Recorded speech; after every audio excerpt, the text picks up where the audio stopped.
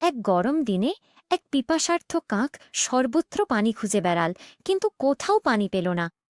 সে পাথর থেকে পাথরে লাফিয়ে বেড়াল, পাতার নিচে তাকাল, আর প্রতিটা ছোট গর্তও দেখল, কিন্তু সবকিছুই শুকনো ছিল। অবশেষে সে একটা বড় ছায়াঘেরা গাছের নিচে একটা কলসি দেখতে পেল।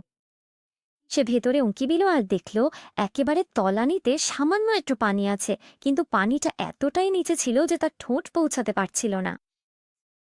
চতুর কাকটির মাথা একটা বুদ্ধি এলো। সে চারপাশে তাকিয়ে দেখল মাটিতে ছোট ছোট পাথর ছড়িয়ে ছিটিয়ে আছে। সে একে একে পাথরগুলো তুলে কলসিতে ফেলতে লাগল। ধীরে ধীরে পানির স্তরও ওপরে উঠে এলো। অবশেষে কাকটি পানি খেতে পারল। সে যত খুশি পানি খেলে, তারপর খুশি মনে উড়ে চলে গেল। এই গল্পটি আমাদের শেখায়, ইচ্ছা থাকলে উপায় হয়ই। দেখার জন্য ধন্যবাদ।